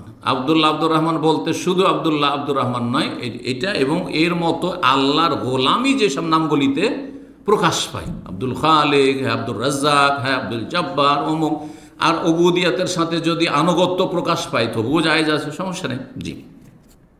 মহিবুর রহমান, ধরেন আমাদের দেশের নাম রহমানকে যিনি ভালোবাসেন, তো রহমানকে যিনি ভালোবাসেন তিনি তার বান্দা, আর বললাম নাহলে কেন ভালোবাসেন, তো অসুবিধা নেই, সেই নামগুলো ভালো নাম। ওয়াসদাক, আর সবচেয়ে সত্য নাম নবী সাল্লাল্লাহু আলাইহি ওয়াসাল্লাম বলছেন হারেস এবং হাম্মাম, কারণ প্রত্যেক ব্যক্তি কিন্তু আমরা ক্ষেত খামার করছি। ক্ষেত খামার মানে শুধু মাঠঘাটের ক্ষেত খামার না, আখেরাতের ক্ষেত খামার করছি। আখেরাতের জন্য আমরা কি করছি, আমাদের কর্মক্ষেত্রে কাজ করছি, আমরা আমল করছি। হারেস আর হাম্মাম মানে সবাই কিন্তু আমরা চিন্তায় আছি, আমাদের একটা চিন্তা আছে যে আমাকে জান্নাতে নিতে হবে, জাহান্নাম থেকে বাঁচতে হবে, সব এই নামগুলিতে বাস্তবতা আছে। তারপরে যারা দুনিয়াদার, ধরেন আখেরাতের জন্য কাজ করে না, তারা দুনিয়ার জন্য ক্ষেত খামার করছে, দুনিয়ার জন্য ধাই ধাই করে ছোটাছুটি করছে, রাত দিন সমান করে দিচ্ছে। তারপরে আপনার দুনিয়ার টেনশন মাথায় নিয়ে আছে, পয়সার পয়সা, নেতৃত্ব, ক্ষমতার ক্ষমতা ইত্যাদি। জি, সুতরাং এই নামগুলি বাস্তবমুখী নাম। আর সবচেয়ে ঘৃণিত নাম হচ্ছে হার্ব এবং মুর্রা। হার্ব মানে যুদ্ধ, এর নাম থেকে যুদ্ধের গন্ধ আসছে, তাই না? মুর্রা মানে তিক্ত। এখন নাম এই মুর্রা, আগের যুগে নাম রাখতো এরকম, কারো নাম রাখবেন যে তিতে, বাংলায় যদি বলে তিতা, কারো নাম রাখবে টক, রাখবে ঝাল আছে। এত আমাদের দেশে ঝন্টু মন্টু পন্টু আছে, কিন্তু তিতা ঝাল আর এইসব নেই, লোনা, এইসব নাম কিন্তু কেউ রাখে না, না হিন্দু রাখে না, সমাজে রাখে। মানুষের তাহলে বিবেক কিছুটা আছে। জি, এগুলো আমার পছন্দ করে না, আল্লাহ মুফরাদ। আর একটি হাদিস রয়েছে আল্লাহ আলবানী সহিহুল জামির 162 নম্বর, আহাব্বুল আসমা ইলাল্লাহ আব্দুল্লাহ আব্দুর রহমান আর হারেস। তারপরে আরও হাদিস রয়েছে, আল্লাহ আলবানী একটি হাদিস বর্ণনা করেছেন, আহাব্বুল আসমা ইলাল্লাহ মা উব্বেদা হোম্মেদা, আল্লাহর কাছে প্রিয় নাম যেটাতে আল্লাহর গোলামি প্রকাশ পায়, আল্লাহর প্রশংসা গুণগান প্রকাশ পায়। কিন্তু হাদিসটি সম্পর্কে আল্লাহ আলবানী বলছেন যে সনদের দিক থেকে ভিত্তিহীন। এই হাদিস অনেকে বর্ণনা করে, কিন্তু হাদিস সহি নয়। সিলসিলা যায়িফা প্রথম খণ্ড 595 পৃষ্ঠা। এইগুলো থেকে আমরা জানতে পারলাম যে নাম রাখার ক্ষেত্রে এমন নাম রাখবেন যেগুলিতে আল্লাহর উবুদিয়াত মানে গোলামি প্রকাশ পায়, আল্লাহর গোলামি প্রকাশ পায়। যে কোনো নামের সাথে, 99টি নামের যে কোনো নামের সাথে আপনি লাগিয়ে দেন, দিয়ে রাখলে আপনি আব্দুল্লাহ আব্দুর, জরুরি নয় যে আব্দুল্লাহ আব্দুর রহমানই হইতে হবে, এইরকম আব্দুর রাহিম, হ্যাঁ আরও যেসব নাম রয়েছে সেসব রাখেন। এরপরে যে নামগুলি পছন্দনীয় নাম, সেগুলি হচ্ছে আম্বিয়া রসুলগণের নাম, আর তাসমিয়া বে আসমাইল আম্বিয়া, নবীদের নাম, জাকারিয়া, ইয়াহিয়া, ঈসা, মূসা, ইব্রাহিম, আদম, যে নূহ, এসব হুদ, সালেহ। জি। তারপরে সাহাবায়ে কেরামদের নাম, তারপরে স্তর হচ্ছে সাহাবায়ে কেরামদের নাম কেউ যদি রাখে, ওমর, হ্যাঁ, আর এইরকমই যেসব সাহাবায়ে কেরামদের নাম হচ্ছে ওসমান, হ্যাঁ, আলী, আরও সব নাম। জি। এবং আল্লাহর নেক বান্দাদের নাম, হ্যাঁ, আল্লাহর নেক বান্দাদের যেসব নাম রয়েছে, আইম্মায়ে কেরামদের নাম রয়েছে, ওলামায়ে কেরামদের নাম রয়েছে, সে নামগুলি। আমার ছেলে যখন ওবায়দুল্লাহ জন্ম হয়, সেই বছরে ইন্তেকাল করেছিলেন ভারতের বা ভারত উপমহাদেশ সবচেয়ে বড় মহাদ্দেশ তখনকার যুগে, শেখুল হাদিস আল্লামা ওবায়দুল্লাহ রহমানী মোবারকপুরি, যিনি মিশকাতের আরবি ভাষ্য লিখেছেন মিরআতুল মাফাতি বলে, আলেমারা জানে। তখন চিন্তা করলাম যে এত বড় আলেম, এবং আমার যে জামিয়া শরীফে বেনারসের সার্টিফিকেট, যেটা আলেমিয়াতে যে সার্টিফিকেটটা মদিনা অ্যাডমিশন হয়েছে, তাতে তিনি প্রেসিডেন্ট, তার সাইন আছে। কিন্তু অনেক বৃদ্ধ হয়ে গেছিলেন, প্রায় 90-95 বছর বয়স ছিল। একবার গিয়ে তার বাড়িতে গিয়ে দেখা করে এসেছি। তো রাহিমাহুল্লাহ তাআলা, তার পোতা মানে তার ছেলের ঘরের নাতি আমার ক্লাসমেট ছিল, আজহার আব্দুর রহমান, তার বাবা মাদানী, আবার আজহারু মাদানী, তার বাবা আব্দুর রহমান মাদানী, মাওলানা আব্দুর রহমান, আর এখন অসুস্থ নিয়ে আল্লাহ শেফা দান করেন। আর এই ওবায়দুল্লাহ, রহমানী মোবারকপুরি রাহমাহুল্লাহ তাআলা, তো তার ইন্তেকালের সময় আমি নাম রাখি। যেই বছরে আমার আব্দুল আজিজ জন্ম হলো সেই বছর শেখ ইবনে বাজ, আব্দুল আজিজ বিন বাজ রাহমাহুল্লাহ ইন্তেকাল করে। তখন আমি চিন্তা করলাম একজন আলেমের নাম, এই নামটা আমার পছন্দনীয় রাখি। তো এই সেন্সগুলো নিয়ে আমার নাম রেখেছি। তারপরে বড় বড় আইম্মা কেরামদের নাম মোহাম্মদ রয়েছে। ইমাম বুখারীর নাম হচ্ছে মোহাম্মদ, ইমাম ইবনুল কাইমের নাম হচ্ছে মোহাম্মদ, বহু আইম্মা কেরামদের নাম মোহাম্মদ রয়েছে। আর নবী সাল্লাল্লাহু আলাইহি ওয়াসাল্লামের নাম সবার আগে মোহাম্মদ সাল্লাল্লাহু আলাইহি ওয়াসাল্লাম। তো সাহাবায়ে কেরামদের নাম রাখা ভালো, উলামায়ে কেরামদের নাম রাখা ভালো। কেউ যদি কাসেম নাম রাখে সেটাও নবী সাল্লাল্লাহু আলাইহি ওয়াসাল্লামের পক্ষ থেকে অনুমতি দেওয়া হয়েছে, বলা হয়েছে তাসাম্মাউ বিসমি, আমার নামে নাম রাখো কিন্তু আমার কুনিয়ত রাখিও না, এটা জীবদ্দশাই। কিন্তু নবী সাল্লাল্লাহু ইন্তেকালের পরে কারো নাম যদি আবুল কাসেমও রাখা হয় সেটাও জায়েজ রয়েছে, বা কারো ছেলের নাম কাসেম রাখলো আর তাকে আবুল কাসেম, কাসেমের আব্বা বলে ডাকছে, সেটাও জায়েজ। এখানেই এই লম্বা আলোচনা শেষ করলাম। জাযাকুমুল্লাহ খাইরান। আল্লাহ যেন কবুল করেন, এবং যাদের ছেলে মেয়ে আছে আল্লাহ যেন তাদেরকে নেক হায়াত দান করেন, যাদের ছেলে মেয়ে হয়নি হবে আল্লাহ তাদেরকে নেক সন্তান সন্ততি দান করেন, এবং সার্বিক জীবনে আল্লাহ বরকত দান করেন। আল্লাহ আপনাদেরকে সুখে রাখেন। আল্লাহ রাব্বুল আলামিন সমস্ত অনিষ্ট বালা মুসিবত থেকে আমাদেরকে, আমাদের পরিবার পরিজন প্রিয়জন আপনজন মুসলিম ভাই বোন সবাইকে আল্লাহ যেন হেফাজতে রাখেন। ওয়া জাযাকুমুল্লাহু খাইরান ওয়া সাল্লাল্লাহু আলা নবিয়িনা মুহাম্মদ ওয়া আলা আলিহি ওয়া সাহবিহি আজমাইন।